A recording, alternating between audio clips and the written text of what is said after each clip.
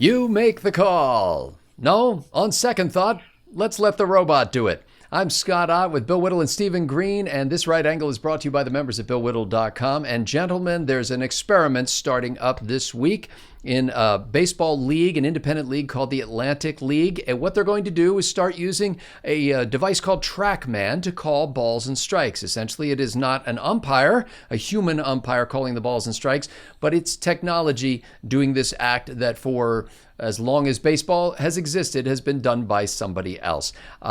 It seems to me that this is a fundamental change to America's pastime, a sport so ingrained in Americana that when you talk about America, you say baseball, apple pie, and Honda.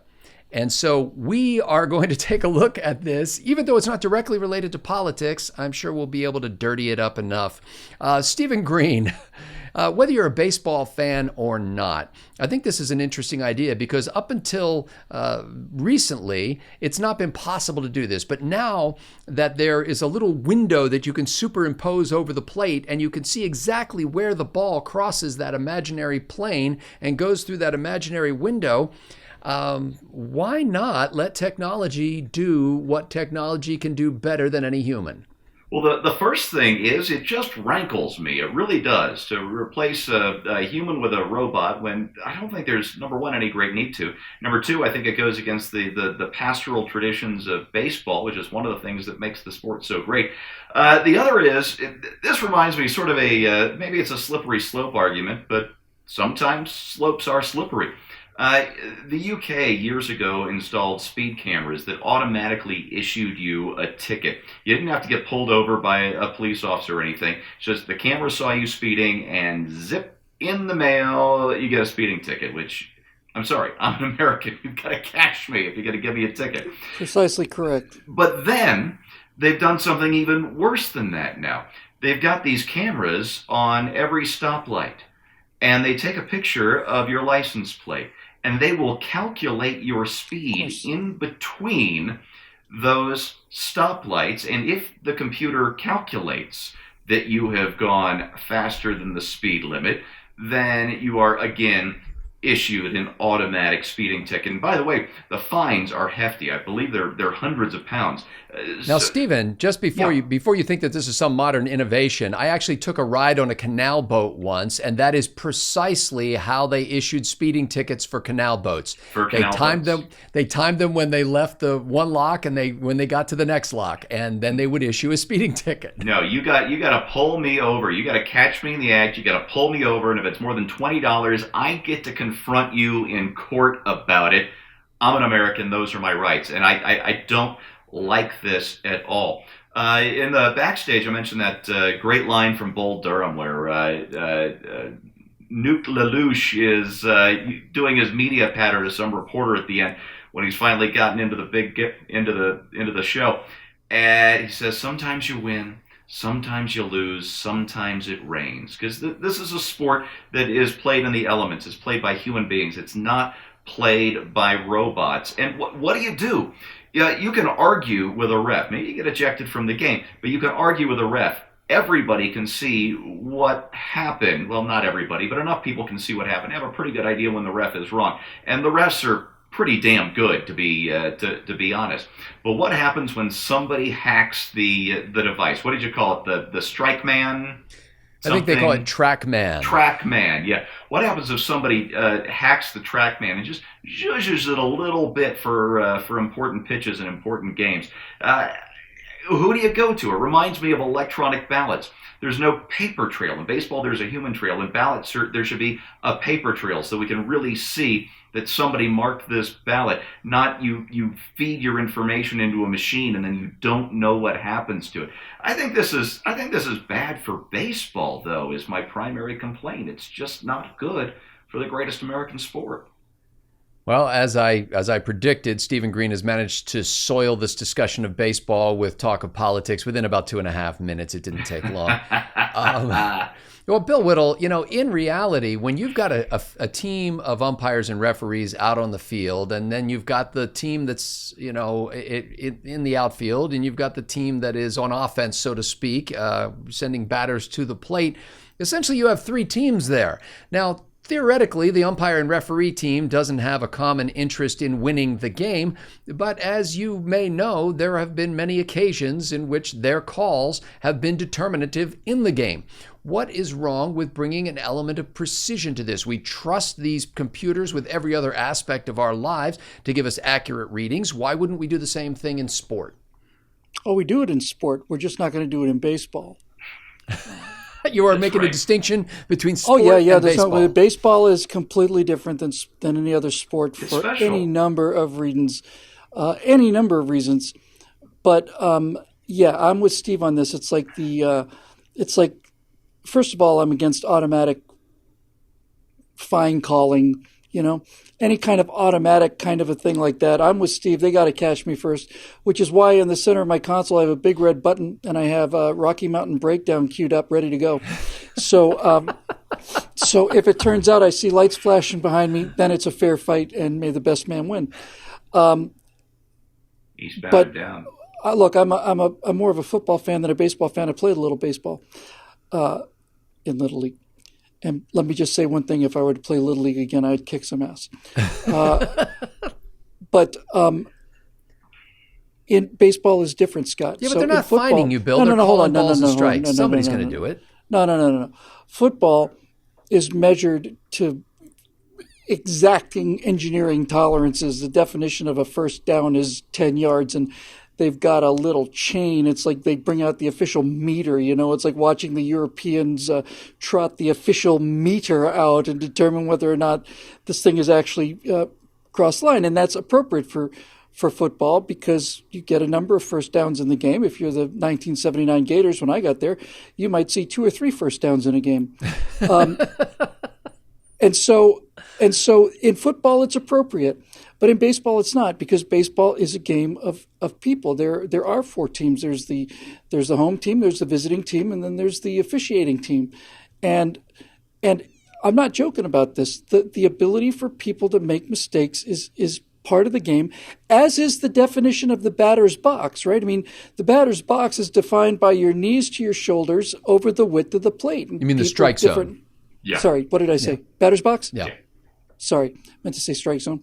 The strike zone is determined from your knees to your shoulders, and that's different for every single batter who's at bat. And the human being calling the pitch is as much of the game as the batter or the pitcher is. When people say, well, that was a bad call. Okay, so you get one bad call out of 300, or so what? It's part of the game. And to hear people say, well, the instant replay showed that this, I don't care.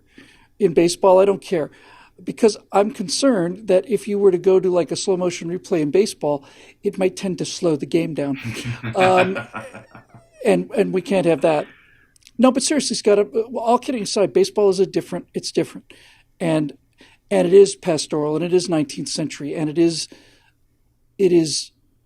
revolting to me, and I'm sure to people who are real baseball fans, also revolting to them.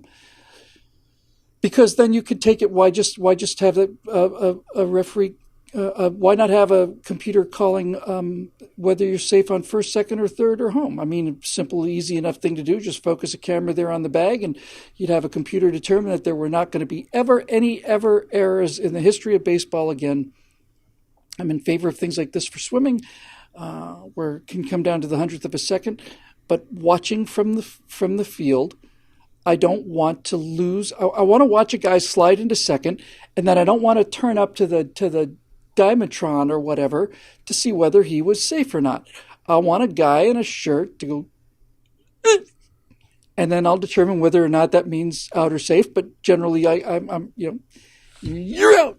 It's it's part of the game. Who wants to watch a game where somebody goes up and a batter's up there and the robot calls strike and he says, there's a ball and he's going to run over and start kicking dust on the lens or on the sensor, I mean, watching the managers come out and doing all this stuff. It's part of the game, and it's a great part of the game. And I think they're making a big mistake, and I think God will punish them for it when they get to heaven. Hey, can I throw in? They're not going to heaven because they're communists. Well, there you go. Can I throw in one more thing? Baseball is better than soccer because baseball doesn't suck, but they're both similar. Number one. in the sense that it's a game kids can play on a field with just a bare minimum of equipment and number of kids. And half the time when I was a kid playing softball or whatever, we didn't have anybody. We didn't have any umpires. You could see what was going on, and it encouraged fair play and consensus building on the field. And I think if you start introducing computers into that, the kids will, oh, we can't play baseball. We don't have the computer, and you don't get that old-fashioned English sportsmanship that this country inherited, and I don't want to lose that. And when you're playing without an umpire, by the way, you're absolutely right. That's clearly in, that's clearly out, that's clearly a strike and not. And then if it turns out that you have a irresolvable dispute, you go to the ultimate umpire, which is the do-over. And the do-over is as fair as it can be. It's like, oh, I have to do that one. I'll do over. Yeah. Our ultimate decision-making tool was usually a flying bat. That's the way that typically worked out. Yeah, it is interesting. All I remember from my Little League baseball days is my dad throwing Coca-Colas on other parents. No, that's not true. It is. It's funny because as you guys were talking, it made me realize something, because I've often said this, but I wasn't sure why I was saying this. I like to see a baseball game at the ballpark. I like to listen to a baseball game on the radio. Oh, yeah. I don't care so much to watch a baseball game on TV. I'll do it if there's nothing else to do, but it's just like, it's not as good watching it on TV as it is in the ballpark and on the radio. And perhaps it's because of that level of imprecision that comes from either the live ballpark experience or the radio experience, where you can't really see it at all, and you're just listening to some guy tell you that it was a ball or a strike. The first time I ever went to see a Major League Baseball game, it was Cub Scout Day at Yankee Stadium, and they had a double header. And this was back in the days of like Carl Yastrzemski, and this is back in the old days of baseball, so to speak. And I remember the first time somebody hit an infield pop fly, I thought it was out of there. I thought it was going over the fence. You have no perspective. If you've ever been to a major league ballpark and that ball comes off that bat at 150 miles an hour, it seems, you're like, holy cow, that's going out of here. And the shortstop catches it on the fly. It's like, so there is a sense of, there's a reality distortion field around baseball that has made it a charming kind of enterprise. And I don't know whether it can survive our modern artificial intelligence era with robots and all that, but I hope it can. I think that the memory I have of an umpire, there were many umpires in Little League baseball, but only one that anybody could name, a guy named Gas Steckel. Now, I'm sure his given name wasn't Gas, but Gas Steckel had a way of calling a strike that made you know it was a strike. He was part of the performance.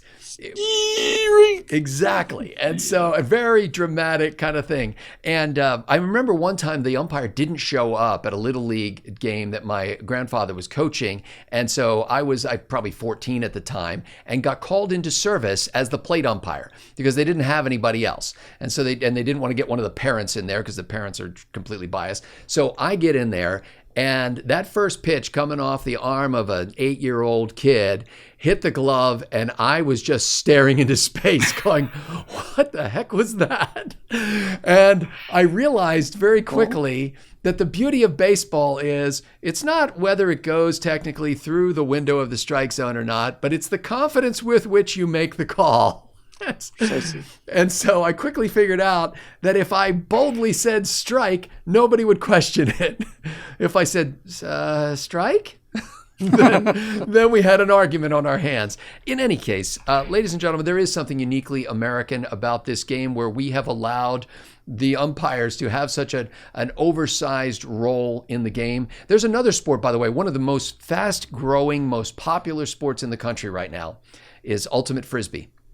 And Ultimate Frisbee has not only just a really dramatic, fast-moving game with exciting leaps and throws and all that kind of stuff, but they have a whole culture of the players themselves calling fouls on themselves. There are no referees on the field, and they charge themselves with fouls, and that's part of the institution of Ultimate Frisbee that's developed since the first hippie threw a frisbee in the 1960s or whenever it was. Baseball's not like that. We've essentially all put ourselves under the authority of an umpire, and we've agreed to walk up to the plate with a big stick in our hand, and no matter what that guy says, we're not going to hit him with it. And I just think that says something about America that you really can't say any other way.